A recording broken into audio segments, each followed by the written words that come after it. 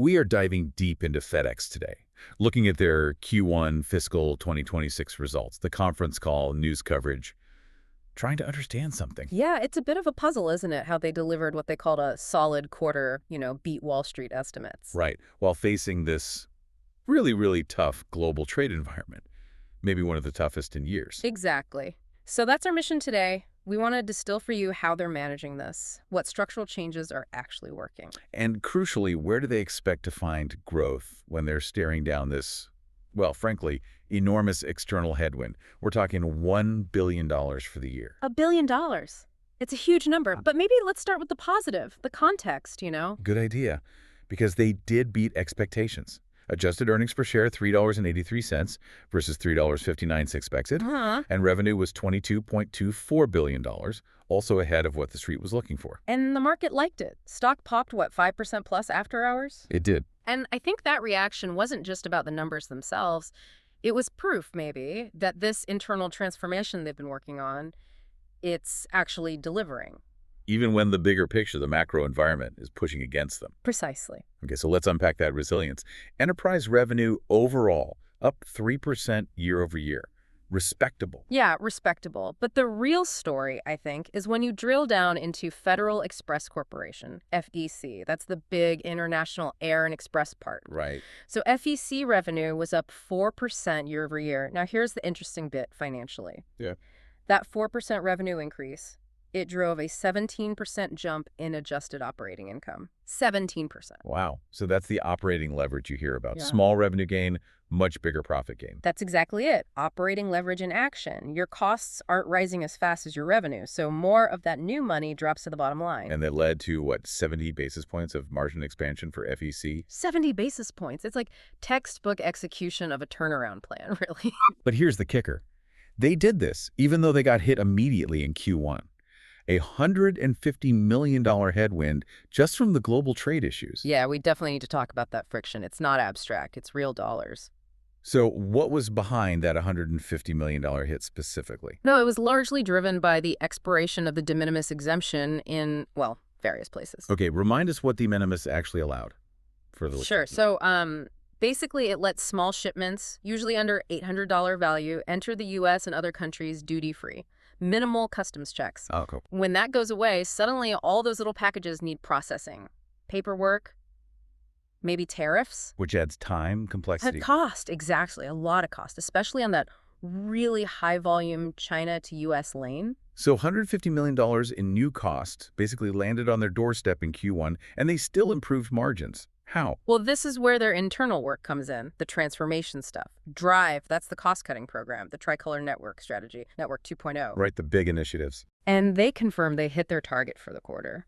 $200 million in transformation savings. Those savings were basically needed just to counter the new trade costs. Pretty much, yeah. Just to neutralize that immediate external pressure. I think that tricolor strategy gives a really good insight into how they're getting more resilient. It's not just about cutting, it's about being flexible. Right? Absolutely. Flexibility is key. They give a specific example. Reducing their purple tail flights, that's their own FedEx jets, on the Trans-Pacific route out of Asia. By how much? By 25% year over year. That's significant. Almost 10% down just from the previous quarter. Wow. That's fast adjustment. It really is, and that's the measure of network flexibility. They didn't just cut the flights, they moved the capacity.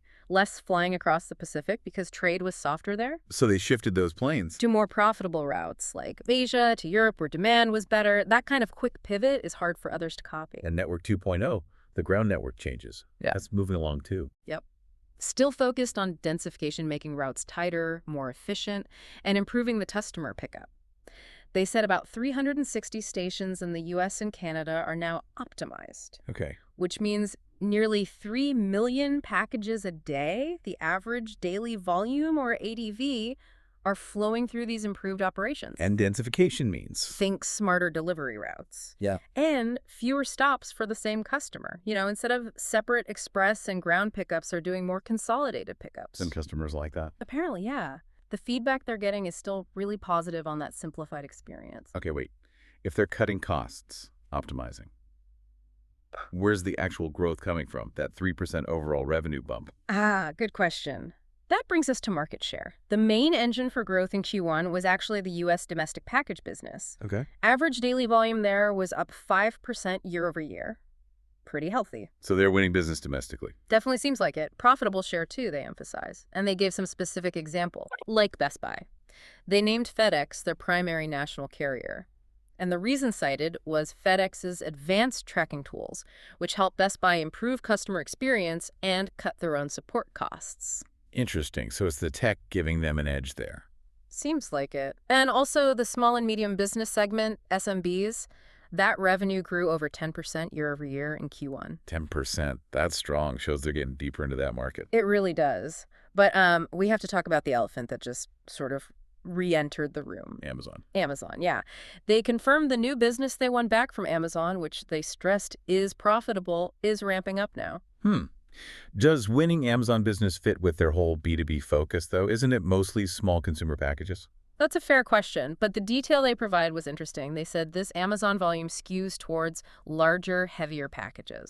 Okay. So maybe less disruptive to the network. Potentially. It suggests it might complement their existing freight and ground capabilities rather than just flooding them with tiny parcels. It kind of fits the bigger picture. Targeting specific high-value areas to counter that trade volatility. B2B, SMBs, Europe, and global air freight especially. Right. Healthcare came up a lot. Huge focus. They said nearly half, 50% of the weight growth on U.S. export air freight came from healthcare. Wow. And to underline that, they actually launched a new dedicated flight, Dublin to Indianapolis. Why those cities? To move high-value goods, especially healthcare stuff, between Ireland and the U.S. one day faster.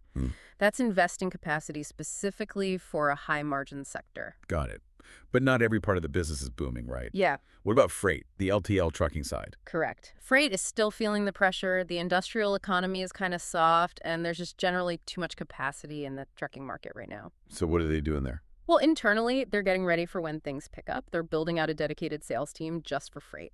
Yeah. And importantly, they pointed out that FedEx Freight's revenue per hundredweight, basically the price they get for the weight they carry, is still among the best in the industry. Meaning they're holding the line on price, not just chasing volume. Exactly. Focusing on profitable freight, even if overall volumes are down. Discipline. Okay, that brings us neatly to the future and big structural changes.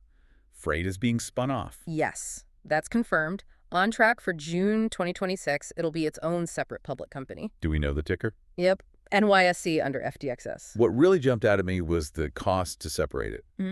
$600 million.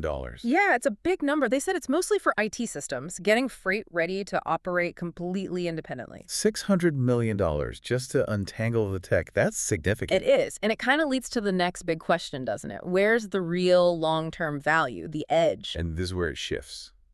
From boxes to bytes. Precisely. It goes right back to Fred Smith's original vision, you know? Information about the package is as important as the package itself. And they're backing that up with some, frankly, staggering numbers now. The data scale. It's huge. The sources quote, 17 million packages moving daily, generating 2 petabytes of data. 2 petabytes daily. Daily, and 100 billion transactions running across their software systems. It's hard to even grasp that amount of data. It is. Imagine hundreds of thousands of HD movies worth of data every single day. And they argue this gives them an unmatched view of supply chains, how things are moving, shifting patterns. They called it one of the richest logistics intelligence assets in the world. That's a bold claim. Very bold. Yeah. And they've brought in new leadership to capitalize on it. Vishal Talwis, the new Chief Digital and Information Officer. And his job is? Scaling up enterprise AI.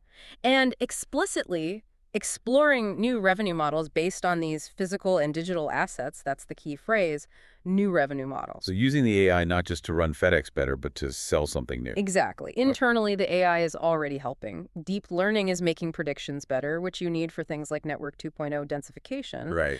But the external application, that could be the real game changer. They're already seeing hints of it, aren't we? With the healthcare tracking. We are. They mentioned 40% of their new healthcare business uses that premium monitoring tool, Surround. So they are already charging for intelligence, for visibility. But new revenue models sounds like more than just better tracking. I think so too. They have this unique real-time view of commerce. They see shifts happening maybe before anyone else, before official economic reports. So they could potentially sell. Yeah. Predictions, forecasts. Maybe predictive data on shipping corridors, subscription services for supply chain forecasting. It's about selling foresight derived from all that data, not just selling space on a plane or truck. Okay, this sounds like they're executing well internally, pivoting towards data. So why isn't the full-year outlook stronger? Why isn't that operating leverage translating into massive profit growth? And that brings us back to the central conflict, the massive headwind. The $1 billion headwind. This is the absolute crux of it. Why Q1's strength is kind of overshadowed right now. They're projecting decent revenue growth for the full year, 4% to 6%. But the profit flowing from that, severely challenged. The total expected hit to adjusted operating income from the global trade situation for fiscal 26 is $1 billion. $1 billion. It just reframes everything, doesn't it? How does that billion break down? Is it all lost sales? It's basically two big chunks. First, lost opportunity. Less international demand means lower volume and revenue in the FEC segment. Lost sales they might otherwise have had. Okay. And the second part? That's direct cost. About $300 million of the billion is categorized as direct trade-related expenses. So that's the cost of actually dealing with the new rules. Exactly. That's the administrative burden of global friction, higher customs clearance costs, more staff needed for paperwork because de minimis is gone, other compliance stuff. So they're effectively spending $300 million just on the admin for these trade changes, plus absorbing the impact of lower demand. That's the picture. It adds up to $1 billion drag on potential profits, just from the external trade environment. Now, put that next to their internal savings goal. How much did they expect from Drive and Network 2.0 this year? About $1 billion in savings from those internal transformation efforts. So you've connected the dots. It's almost perfectly offsetting, isn't it? They're running incredibly hard internally, finding $1 billion in savings. But they need every penny just to fight the billion-dollar external headwind. Pretty much. It makes the net gain on operating income from those two huge opposing forces kind of zero. A massive internal effort just to stand still against the external pressure. Wow. Okay, looking ahead then. Peak season, Yeah. Christmas, holidays, what are they expecting? They're planning for a modest increase in peak average daily volume compared to last year, FY25. Modest ADV. But what about total packages? Total peak volume, they expect to be up mid to high single digits year over year. How can ADV be modest but total volume up more? Yeah, two things mainly. First, the calendar. Peak season is actually 1 day longer this year, more shipping days overall. Okay. And second, continued growth from their larger B2C customers, which ties back to those market share wins like Best Buy, and maybe the ramp up of that Amazon business too. Got it. So let's synthesize this. What's the core takeaway for you, the listener, from this deep dive? I think the main thing is this. FedEx is definitely executing a really complex internal transformation. Drive, Network 2.0.